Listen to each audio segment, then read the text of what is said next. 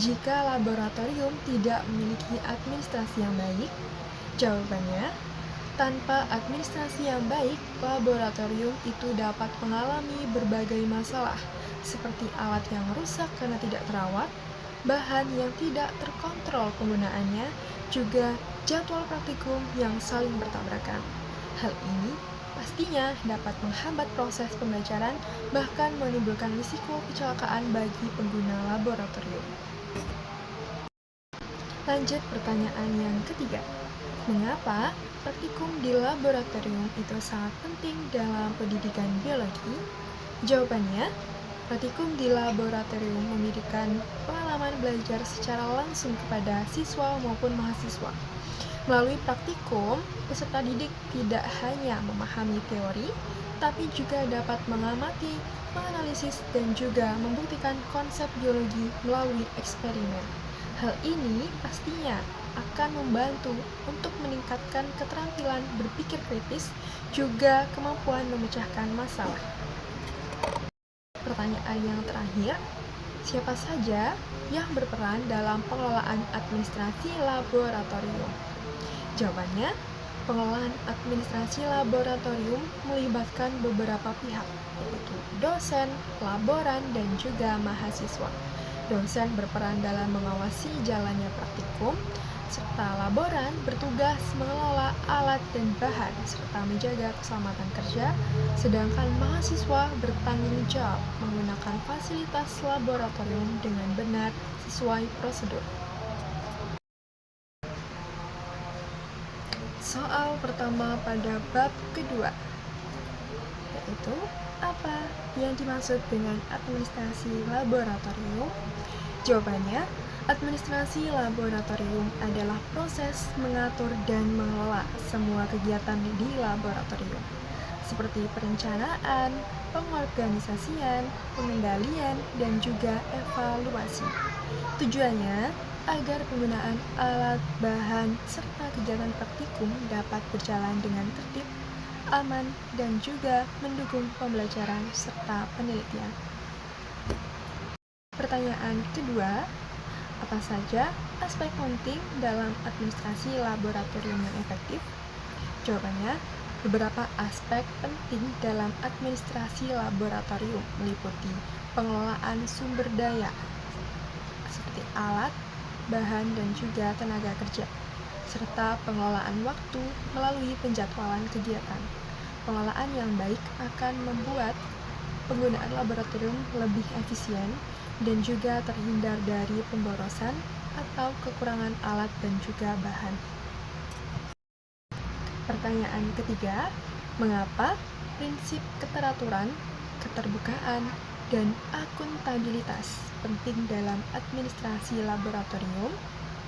Jawabannya, ketiga prinsip ini penting agar pengelolaan laboratorium itu berjalan dengan jelas dan bertanggung jawab.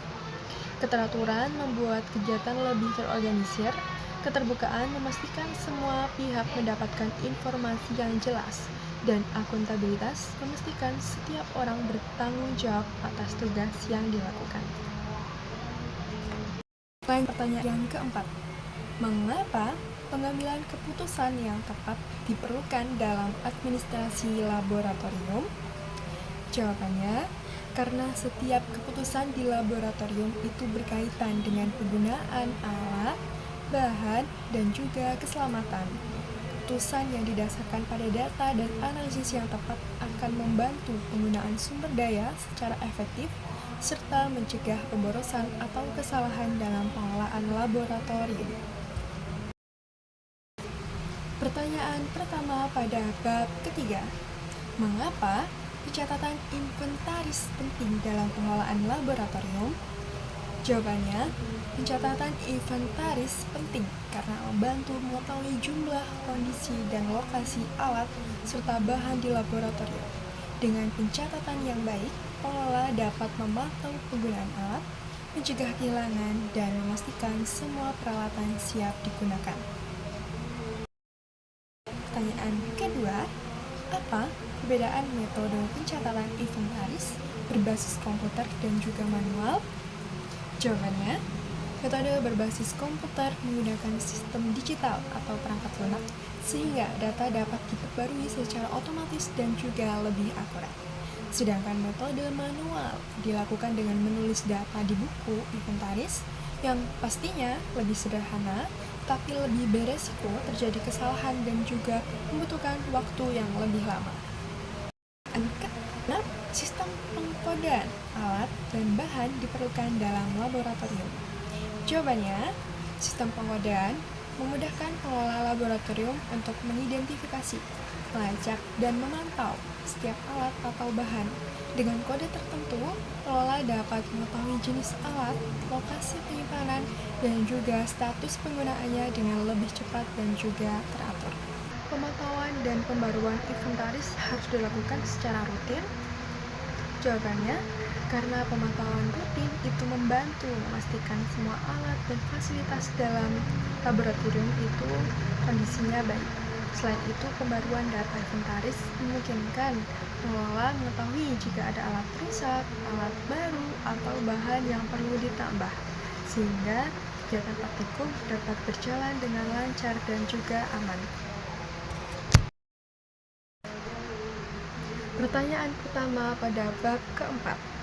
Mengapa perencanaan pengadaan alat dan bahan penting dalam laboratorium? Jawabannya, perencanaan pengadaan penting agar alat dan bahan yang dibutuhkan tersedia sesuai dengan kebutuhan praktikum atau penelitian. Dengan perencanaan yang baik, laboratorium dapat menghindari kekurangan atau kelebihan persediaan serta menghemat biaya operasional. Pertanyaan yang kedua, apa yang dimaksud dengan analisis kebutuhan alat dan bahan? Jawabannya, analisis kebutuhan adalah proses menentukan jumlah dan jenis alat serta bahan yang diperlukan berdasarkan data penggunaan sebelumnya, kondisi stok, dan kebutuhan kegiatan laboratorium. Analisis ini membantu memperkirakan kebutuhan di masa depan dengan lebih akurat. Pertanyaan yang ketiga, mengapa proses pembelian dan penerimaan alat serta bahan harus diperiksa dengan teliti? Jawabannya, karena pemeriksaan memastikan bahwa alat dan bahan yang diterima sesuai dengan pesanan, baik dari segi jumlah, kualitas, maupun kondisi barang. Hal ini penting untuk mencegah kerusakan, kesalahan pengiriman, atau kerugian dalam operasional laboratorium. Pertanyaan yang terakhir, mengapa pengelolaan inventaris bahan dan alat harus dilakukan secara rutin?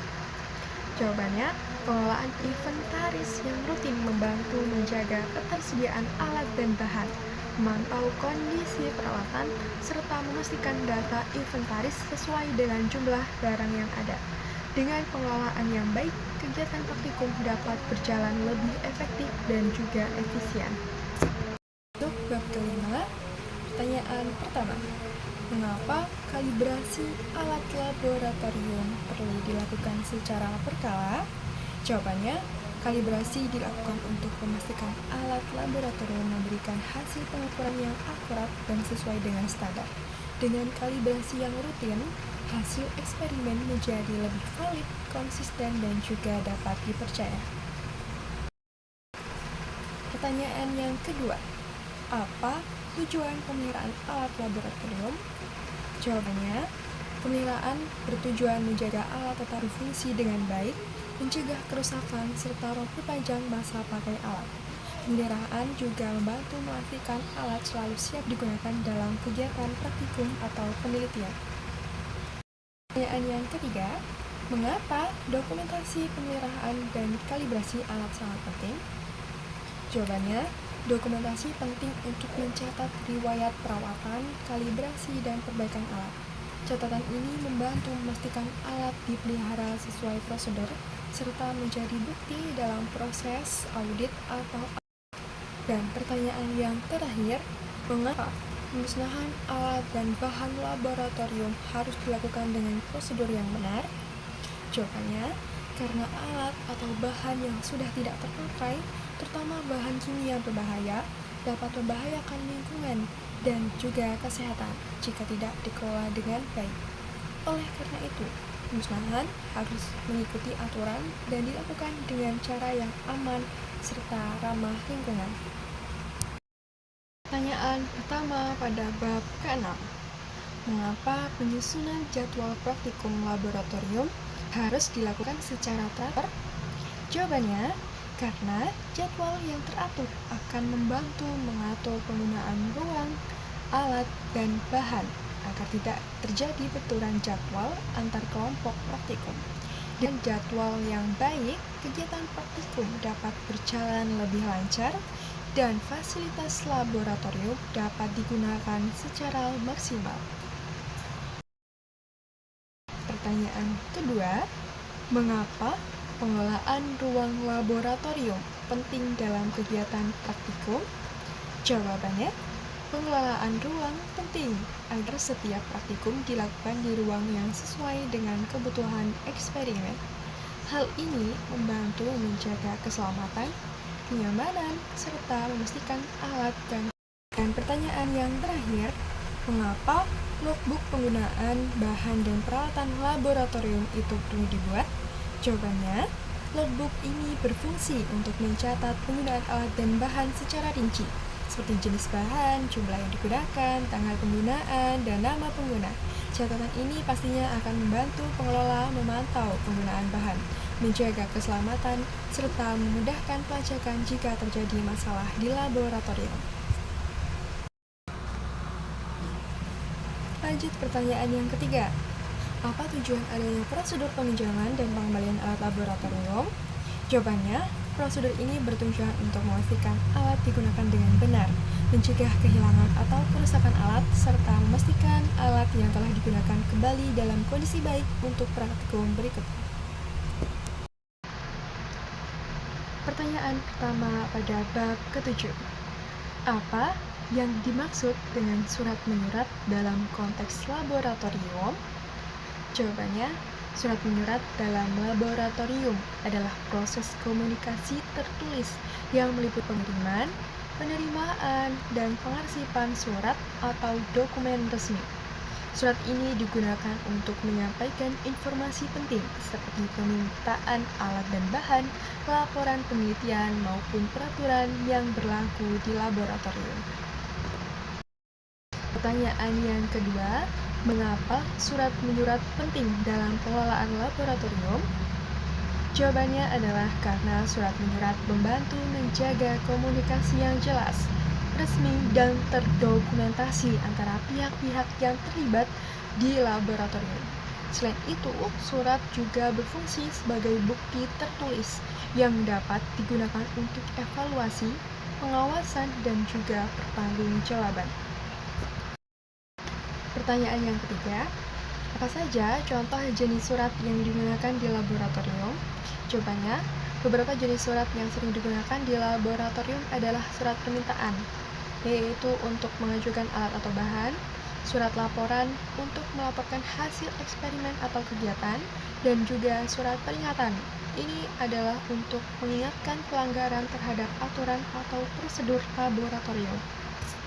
Dan pertanyaan yang terakhir, mengapa sistem pengarsipan data fisik dan elektronik penting di laboratorium? Jawabannya, karena pengarsipan membantu menyimpan dan mengelola dokumen dengan rapi, sehingga mudah ditemukan saat dibutuhkan.